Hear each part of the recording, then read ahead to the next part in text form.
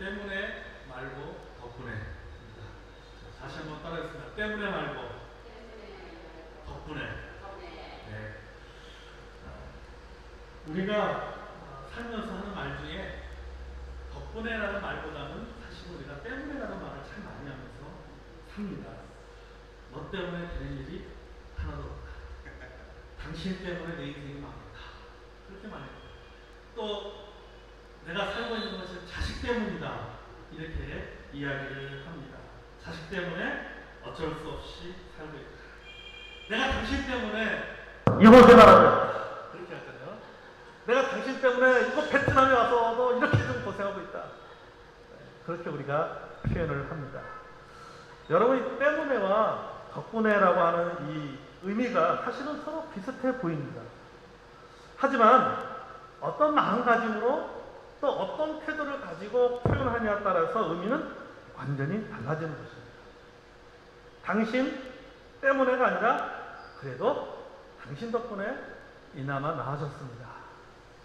당신 덕분에 그래도 제가 우리 가족이 이 정도로 살고 있습니다. 라고 여러분 우리가 그렇게 말한다면 어떤 일이 일어날까요? 확신하건대 긍정적인 결과가 일어날 줄로 믿습니다. 내가 당신 때문에 이렇게 고생하고 있다. 내가 너희들 때문에 이렇게 고생하고 있다. 라고 말하는 것보다는 내가 당신 덕분에 그리고 자녀들 너희들 때문에 너희들 덕분에 내가 그래도 이 정도로 살고 있다라고 얘기하면은 듣는 그 상대방 입장에서 굉장히 기분이 좋을 것 같아요. 그리고 또 본인 스스로도 때문에라고 하는 말하면요 자꾸 이렇게 탓하고 원망한다는 의미가 참 많이 드는데 덕분에라고 하는 말을 하더라면요 뭡니까? 감사하는 마음이 듭니다. 아멘. 듣는 사람도 감사하게 되고 또 덕분에라고 말하는 사람도 감사하게 될 줄로 믿습니다. 아멘. 여러분, 우리는 때문에라고 생각하셔서는 안 됩니다. 아멘. 때문에라고 말하지 마십시오. 어떻게 말해야 돼요? 덕분에라고 말해야 됩니다. 아멘. 덕분에라고 생각해야 됩니다. 아멘. 여러분, 남 탓하는 것이고 환경 탓하는 것이에요. 때문에 하는 것. 여러분, 탓하는 것은요 회피하는 겁니다. 더 큰 상처에 시달리게 하고 더 큰 원망과 절망에 빠지게 만든다는 사실입니다. 아멘. 우리 어떻게 생각해야 된다고요? 덕분에라고 생각해야 됩니다. 아멘. 덕분에라고 말해요. 그럴 때 우리 안에 감사한 마음이 생길 줄로 믿습니다. 때문에는요 부정적인 언어예요. 덕분에는 긍정적인 언어입니다. 때문에는 사람을 불행하게 만듭니다. 덕분에는 사람을 행복하게 만듭니다. 그래서 때문에라는 말보다 덕분에라는 말을 해야 됩니다. 아멘. 여러분, 믿음의 성경에 나오는 많은 믿음의 사람들을 보십시오. 그들은 때문에가 아니었어요. 그들은 덕분에라고 하는 언어들을 많이 사용했습니다. 다윗이 이렇게 고백했습니다. 시편 119편 71절에 보면은 고난당하는 것이 내게 유익이라 이로 말미암아 내가 주의 윤례들을 배우게 되었나이다. 이렇게 말씀하고 있습니다. 아멘. 여러분, 고난이 좋은 것은 아닙니다. 그렇잖아요. 고난이 좋은 것은 아닙니다. 젊어서도 고생은 사수도 한다고? 저는 그렇게 하고 싶지 않아요. 여러분, 젊어서도 고생은 사수한다는 말이 있지만은 이왕이면 젊어서도 고생 안 하고 사는 게 좋습니다. 나이 들어서도 마찬가지예요. 근데 오늘 본문에 보니까는 다윗은 자신이 무슨 이유 때문인지 잘 모르겠지만은 고난당하게 되었다라고 말하고 있습니다. 내가 지금 고난을 당하고 있습니다. 그런데 뭡니까? 고난을 원망하지 않고 있어요. 고난당하는 것이 내게 유익이라. 이 말은 뭡니까? 오히려 고난 덕분에 그가 하나님으로부터 교훈을 배웠다. 고난 덕분에 하나님의 윤례를 배우게 됐다. 이렇게 말하는 거예요. 내가 고난 덕분에 이렇게 힘들게 되었다라고 말하는 것이 아니라 고난 덕분에. 근데 그 고난이 내가 원하는 고난은 아니었을 거란 말이죠. 내가 사사하는 고난은 아니었을 겁니다. 그가 뭐 실수해서 당하는 고난일 수도 있고 아니면 하나님의 징계를 주는 고난일 수도 있겠지만 그러나 그 고난을 탓하지 않냐고 오히려 그것이 그 고난 덕분에 내가 주의 윤례를 배우게 되었다라고 고백하고 있는 것을 보게 됩니다. 아멘. 저와 여러분에게도 이런 고백이 있기를 바랍니다. 아멘. 여러분, 우리가 바울을 잘 알아요. 바울은 자신이 안고 살아간 육체적인 질병이 있었습니다. 그가 뭐라고 하면 이것이 나의 육체의 가시다 이렇게 표현하고 있어요. 바울에게 육체의 가시가 있었습니다. 육체의 질병이 있었습니다. 그런데 그가 고백하기를 뭐냐면은 내가 육체의 가시 때문에 내가 이렇게 힘들게 사역을 더 확장시키지 못하고 있고 더 열심히 못하고 있다고 말하는 것이 아니라 육체의 가시 덕분에 뭐하게 됐다? 교만하지 않게 됐다. 육체의 가시 덕분에 그리스도의 능력이 내게 머물게 되었다라고 고백하고 있습니다. 아멘. 오늘 본문에 나온 요셉도 마찬가지입니다. 여러분, 요셉은요 형들 때문에 많은 고생을 했습니다. 형제들에게 왕따당했습니다. 죽을 뻔했잖아요. 은 20세겔의 애굽의 노예로 팔려갔습니다. 그 당시에는요 노예 값은요 은 30세겔이었어요. 그런데 20세겔에 팔렸다고 하는 것은 뭘까? 노예 한 사람의 값어치도 못한 존재였다라고 하는 겁니다. 그렇게 팔려간 거예요. 형들의 손에서 노예로 팔려가는 요셉이 여러분 그 마음에 얼마나 큰 상처를 입었겠습니까? 여러분 당해보지 않은 사람은 이 요셉의 마음을 모를 겁니다. 근데 요셉이 이렇게 했잖아요. 오늘 본문에 읽은 창세기 45장 7절 8절에 보면요 하나님이 큰 구원으로 당신들의 생명을 보존하고 당신들의 후손을 세상에 두시려고 나를 당신들보다 먼저 보내셨나니 그런즉 나를 이리로 보내신 이는 당신들이 아니요 하나님이시다 이렇게 말하고 있습니다. 자, 당신들이 누군가요? 요셉의 형들입니다. 그들은 요셉에게 깊은 상처를 남긴 사람들이에요. 요셉을 시켰습니다. 요셉을 왕따시켰습니다. 그것도 모자라서 요셉을 죽이려고 했습니다. 더 나가서 요셉을 팔아넘겼어요. 여러분, 형제들 이런 폐륜적인 행동이 요셉에게 얼마나 큰 상처가 되겠습니까? 여러분, 우리가 이런 속담 있잖아요. 이런 격언 있잖아요. 믿는 도끼에 발등치기 못 뒀다? 약도 없다고 했어요. 약도. 믿는 도끼에 발등치기면 약이 없대요. 아니, 왜 약이 없어요? 좋은 약 얼마든지 있는데. 발등 찍혀도 좋은 약 바르고 병원 가서 여러분 수술하고 꿰매고 약 바르면은 싹 낫습니다. 왜 좋은 약이 없습니까? 좋은 약 얼마든지 있습니다. 그런데 왜 약이 없다고 말합니까? 독에 찍혔기 때문인가요? 아니잖아요. 관점이 어디에 있는 거예요? 믿는 독에 찍혔기 때문에. 도끼에 찍혔기 때문에 약이 없는 게 아니라 믿는 도끼에 찍혔기 때문에 약이 없는 거예요. 육신의 발등이 찍힌 것이 아니라 무엇이 찍힌 거예요? 마음의 발등이 찍혔기 때문에. 마음의 발등이 찍혔기 때문에 약이 없는 겁니다. 자신이 믿었던 사람들에게 제대로 뒤통수 맞은 거죠. 이것이 바로 상처입니다. 요셉에게도 이런 상처가 분명히 있었을 것입니다. 이런 배신감이 어디 있겠습니까? 참을 수 없을 정도로 분노가 있었을 것입니다. 그런데 그는 이렇게 표현합니다. 당신들이 나를 판 것이 아닙니다. 하나님께서 당신들과 후손들의 생명을 보내시려고 나를 당신들보다 먼저 보내신 것입니다. 와, 성격자님 완전 대인입니다. 아주 대단한 사람입니다. 그런데 여러분, 이 요셉의 고백만을 보면요 요셉은 상처 안 받는 사람처럼 보여요. 그렇잖아요. 어떻게 이렇게 말할 수 있습니까? 우리 갖다 쓰고 카메라 뜨겠어요? 보복하지. 그런데 요셉은 그렇지 않고 있어요. 당신들이 나를 보내, 하나님이 나를 보낸 것입니다.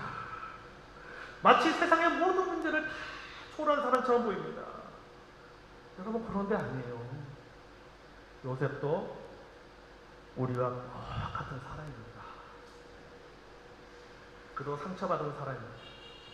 당신들 때문에 내가 이렇게 개고생을 했습니다. 어디 한번 두고 보자. 얼마든지 말할 수 있는 사람이에요. 그러나 그렇게 말하지 않았습니다. 어떻게 이런 행동이 가능합니까? 어떻게 이런 태도가 가능합니까? 저는 요셉이 이렇게 말할 수 있고 이렇게 반응할 수 있는 것은요 그에게 비밀이 있었어요. 그 비밀이 무엇이냐고 아십니까? 바로 숫자였어요.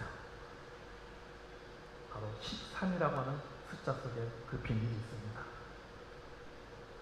여러분, 13이 뭘까요? 여러분, 창세기에 요셉의 이야기 보면 13이 나오는데 성경 찾아보세요. 한 번 더 잘 보면 13이 나옵니다.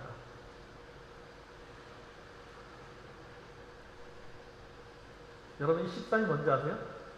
사실 성경에는 13이라는 숫자는 안 나오는데 요셉의 애굽의 총리가 되기까지 걸린 연수가 13년이에요. 13년.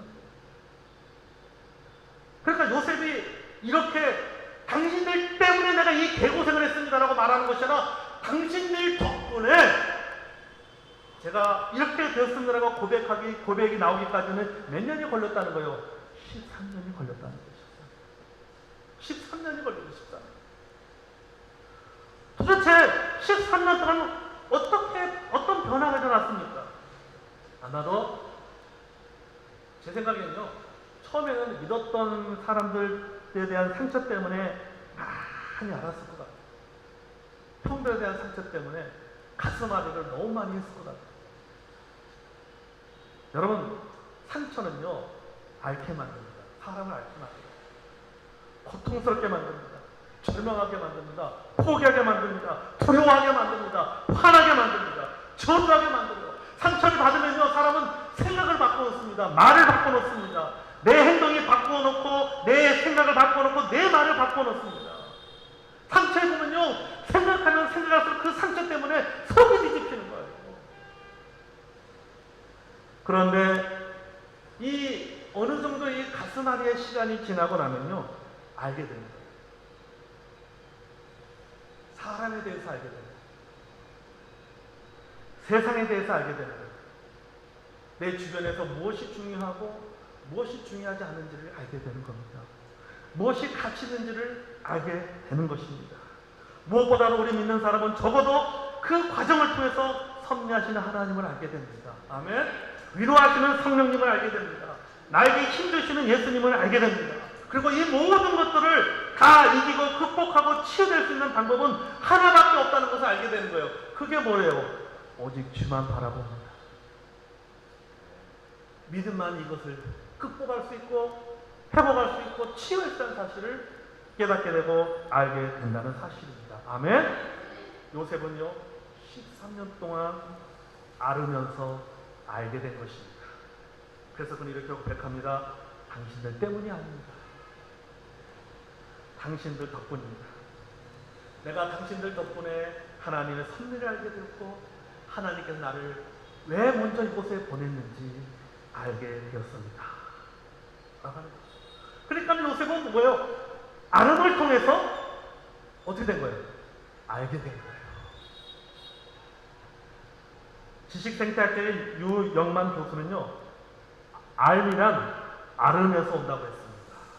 알미란 앓으면서 온다. 그래서 앓음이라고 하는 경험을 통해서 알게 된다는 것입니다. 여러분, 우리가 살아가면서 앓음을 통해서 알게 될 때가 얼마나 많습니까? 자, 병 앓음을 통해서 뭘 알게 되는 거예요? 건강의 소중함을 알게 되는 것입니다. 관계의 앓음을 통해서 사랑을 알게 되는 것입니다. 실패의 앓음을 통해서 겸손을 알게 됩니다. 우리가 사람에게 배신당하고 그 과정 속에서 내가 앓음을 통해서 뭘 알게 된 거예요? 사람에 대해서 알게 되는 거예요. 배우게 되는 거예요. 사업을 배우게 되고 직장을 배우게 되고 인생을 알게 되는 겁니다. 그리고 그것을 통해서 참으로 예수님을 또한 우리는 알게 된다고 하는 사실입니다. 아멘. 그래서 앓음의 아픔과 고통을 통해서 우리는 알게 되는 것입니다. 그러니까 이름 때문이 아니라 뭐예요? 이름 덕분에, 앓음 덕분에 알게 된다. 아멘. 존 맥스웰 목사님이요, 사람은 무엇으로 성장하는가라는 책에서 이런 앓음을 뭐라고 표현했어요? 나쁜 경험이라고 표현했어요. 나쁜 경험. 그러니까 앓음은 사실은 좋은 경험은 아니잖아요. 굉장히 나쁜 경험입니다. 결과적으로 그가 애굽의 총리가 되었지만은 그 과정에서 겪은 일들은 결코 좋은 경험은 아니에요. 그건 나쁜 경험이죠. 솔직하게 말해서 아무리 좋은 결과로 마무리되었다 할지라도 그 나쁜 경험의 과정 속에 들어가서 상처받으면서 고통을 겪고 싶은 마음은 1도 없어요. 그렇잖아요, 여러분. 좋은 결과는 사실은 나중에 있는 일이고, 지금 당장 내가 나쁜 경험을 하고 있기 때문에 그 고통 겪고 싶지 않습니다. 여러분, 하지만요, 인생은요, 나의 기대나 계획과 다르게 움직입니다. 아멘? 우리는 살면서 누구나 좋은 경험도 하지만은 반대로 무슨 경험도 하는 거예요? 나쁜 경험도 하면서 살게 되어 있습니다. 또 누군가는 그 나쁜 경험을 통해서 오히려 인생이 더 나빠지는 사람도 있습니다. 더 인생의 나락에 빠지는 사람도 있습니다. 인생을 자포자기하는 사람도 있습니다. 결국은 무엇에 달리느냐? 태도에 달려 있습니다. 반응에 달려 있습니다. 상처 앞에서, 고난 앞에서 이 나쁜 경험에 계속 머물러 있을 수는 없습니다. 쉬어도 움직여야 됩니다. 항상 그 자리에 있을 수는 없는 거죠. 이때 내가 결정해야 되는 거예요. 어느 방향으로 갈 것인가? 전진할 것인가? 아니면 후퇴할 것인가? 아니면은 더 나아질 것인가? 아니면 더 나빠질 것인가? 더 성장할 것인가? 아니면 퇴보할 것인가? 이것을 디딤돌로 삼을 것인가? 아니면 걸림돌이 될 것인가? 결국은 본인이 선택해야 되는 거예요. 혹자는 이렇게 말합니다. 성공의 비결은 좋은 패를 쥐는 것이 아니라 나쁜 패를 쥐고도 활용하는 것이다라고 말했습니다. 그럼 나쁜 패를 쥐고도 얼마든지 좋은 패를 만들 수 있다라고 하는 것이죠. 그 비결이 바로 믿음의 생각과 고백에 달려 있습니다. 아멘? 그것이 바로 뭐예요? 때문에라고 말하지 않고 뭐라고 말할 때? 덕분에라고 말할 때. 아멘? 여러분, 말이라고 하는 것은요, 창조의 능력이 있습니다. 그렇잖아요? 여러분, 하나님께서 어떻게 창조하셨어요? 말로 세상을 창조했잖아요. 그죠? 그 말에는요, 창조의 능력이 있습니다. 여러분, 따라하겠습니다. 말하는 대로 되고, 기도하는 대로 되고, 믿는 대로 되고, 순종하는 대로 된다. 아멘? 네. 여러분, 말하는 대로 된다고 했습니다. 아멘? 네. 사람이 죽고 사는 것이 뭐에 달려있다? 혀에 달려있다고 했죠. 그러니까 때문에라고 말하면은 계속 때문에 원망하고 탓하는 일만 생기는 거예요. 근데 덕분에 보세요. 그럼 어떻습니까? 항상 내 안에 감사한 일만 넘쳐납니다. 아멘? 여러분, 요셉을 보십시오. 요셉이 그렇게 고백을 하고 있습니다. 내가 당신들 때문에 이런 고생을 하는 것이 아니라 하나님, 여러분 당신들 때문에 내가 이렇게 살게 되었습니다라고 고백하는 것을 보게 됩니다. 그런데 여러분 보세요. 여기 오늘 본문에도 보면요, 요셉이 그 창세기 50장 20절에서 이렇게 고백하잖아요. 이제 보복을 두려워하는 형들에게 다시 한번 얘기합니다. 뭐라고 말하냐면요, 당신들이 나를 헤아려 하였으나 하나님이 그것을 성으로 바꾸사 오늘과 같이 많은 백성의 생명을 구원하게 하셨다. 이렇게 말씀하고 있습니다. 자, 형들이 요셉을 헤아려고 하는 것은 그것은 요셉이 지고 있는 무슨 패요? 나쁜 패잖아요. 나쁜 패입니다. 하지만 그것을 선이라고 하는 좋은 패로 바꾸신 분은 누구예요? 하나님이에요. 여러분, 바로 이것입니다. 그렇기 때문에 우리는 어떤 상황을 만나든지 간에 우리는 덕분에라고 고백할 수가 있는 겁니다. 아멘? 무엇을 한 믿음이 있대요? 섭리하신 하나님에 대한 믿음이 있기 때문이에요. 내가 어떤 일 때문에 고통과 어려움을 겪고 있지만, 그러나 하나님은 그것을 바꿔놓는 거예요. 무엇으로? 좋은 것으로 바꿔놓는 거예요. 그래서 뭐로 만드는 거예요? 덕분에로 고백하게 만든다는 사실입니다. 아멘? 여러분, 우리가 가져야 할 믿음이 바로 그거예요. 여러분, 우리는 섭리하신 하나님을 믿습니다. 아멘? 섭리라는 게 뭐예요? 보이지 않는 선이에요. 보이지 않는 하나님의 선입니다. 우리 눈에는 보이지 않지만은 하나님의 그 보이지 않는 선이 우리를 이끌어 가십니다. 아멘? 요셉의 일생을 보십시오. 요셉이 그 형들에게 왕따 당하면서부터, 아니면 그 이전에 그가 하나님부터 꿈을 받을 때부터 애굽의 총리가 되기까지 그 힘든 경험들이 있었지만은, 수없이 많은 나쁜 경험들을 했지만은 결국은 그는 그 꿈을 이루었잖아요. 그것을 통해서 우리가 알 수 있는 것은 뭡니까? 아, 하나님은 섭리하시는 하나님이구나 하는 것을 알게 돼요. 여러분이 그것 때문에 뭐 하게 되는 거예요? 감사하게 돼요. 덕분에라고 고백하게 될 줄로 믿습니다. 아멘? 여러분, 실패는 뭐의 어머니? 성공의 어머니. 실패는 성공. 여러분, 무슨 실패가 성공의 어머니예요? 성공 어머니예요. 여러분, 실패가지고 인생 망친 사람도 주변에 참 많잖아요. 실패한다고 해서 다 성공하는 게 아니에요. 실패가 성공의 어머니가 될 수 있는 것은 뭐니까 실패 때문이라고 생각하지 않고 실패 덕분에 배우는 겁니다. 배울 때 그 다음에 그 실패를 뭐라고 고백하는 거예요? 실패는 성공의 어머니라고 고백할 수가 있는 겁니다. 그런데 실패 때문이라고 막 늘 생각하는 사람은 뭐 하는 거예요? 실패 때문에 내 인생 망쳤다라고 생각합니다. 여러분, 경작 용어예요. 트레이드 오프라고 하는 단어가 있습니다. 이 트레이드 오프라고 하는 단어가 뭐냐면요, 어느 한쪽을 얻기 위해서 다른 한쪽을 희생하는 것을 경제학 용어에서는 트레이드 오프라고 이야기합니다. 그러니까 이것을 우리의 삶에 대입해 보면 이거예요. 잃는 것만큼, 잃어버리는 것만큼 얻는다라고 하는 것이죠. 잃어버린다. 그러니까 내가 잃어버리는 것에 집중하게 되면 뭐 하는 거예요? 때문에 그런 거예요. 잃어버린 것 때문에 이렇게 되는 거예요. 근데 잃어버리는 것만큼 그것을 통해서 얻는다라고 생각하면 뭐 하는 거예요? 잃은 것 덕분에 내가 얻게 되었다. 잃은 것 덕분에 알게 되었다. 라고 하는 것입니다. 아멘? 여러분, 그럴 때 뭐가 보이는 거예요? 삶의 방향이 보여요.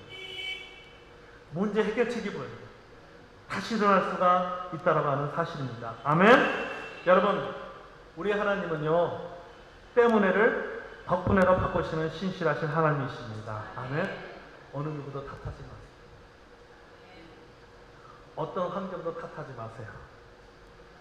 제가 우리 교회 성도들한테요, 인간관계에서 항상 강조하는 말이 있습니다. 그게 뭐냐면요, 인간관계에서 일방적인 100%의 잘못은 없다.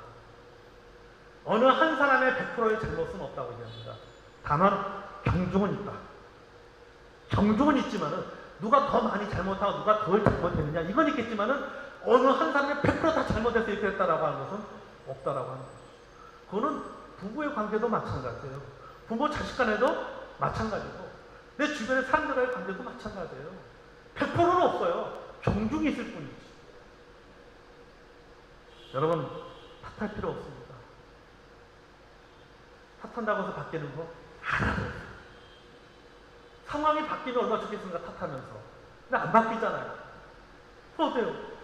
그 상황을 반전하는 것이 필요한 거예요. 그것을 극복해내는 것이 필요한 거예요. 그걸 이겨내는 것이 필요해요.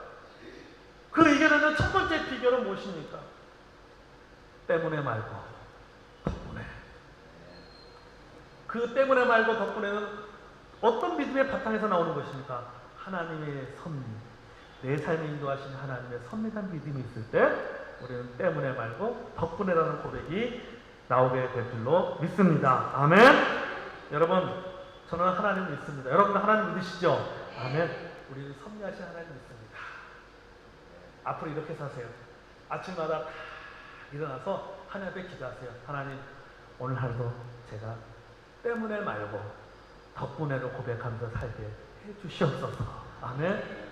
남편 때문에 속상하더라도 내가 저 인간 때문에 이렇게 하지 말고 그래도 저 인간 덕분에 그래도 이렇게 살고 있구나. 그렇게 고백하고 칭찬해 주시기 바랍니다. 듣는 남편 기분 좋습니다. 네, 서로 행복하게 만드는 겁니다. 오늘 이 말씀 잘 여러분 기억하시고 우리가 마음을 바꿔서 때문에 아니라 덕분에라고 하는 게 아니에요. 여러분, 적어도 우리 예수 믿는 사람들은요, 마인드 컨트롤을 이렇게 하는 게 아니에요. 섭리하신 하나님에 대한 믿음. 그 믿음의 기초에서 저 고백이 나오는 거예요. 때문에 말고 덕분에. 여러분, 매일매일 때문에 말고 덕분에로 고백하는 삶을 살아가는 저 여러분이 되기를 원합니다. 아멘. 자, 다시 한번 우리 설교 제목 다시 한번 우리 함께 읽고 기도하겠습니다. 자, 때문에 말고 덕분에. 때문에 말고 덕분에. 때문에 말고 덕분에. 아멘. 네, 오늘 예배 끝나고 집에 가셔서 또 내 주변 사람 만날 때 인사하시죠. 당신 덕분에 감사합니다. 덕분에 감사합니다 고백하는 저 여러분 되기 원합니다. 기도하겠습니다. 살아계신 아버지 하나님 감사합니다. 하나님 아버지, 우리가 살면서 참 입 때문에 망할 때가 참 많습니다. 요 입 때문에 내 인생 망했다고 생각하고 또 이 때문에 원망하고 불평하고 내 주변 사람들을 불편하게 만들 때가 참 많습니다. 하나님 아버지 주님 우리의 입술에 파수꾼을 세워주시고 우리의 생각 지정하여 주셔서 하나님 우리가 때문에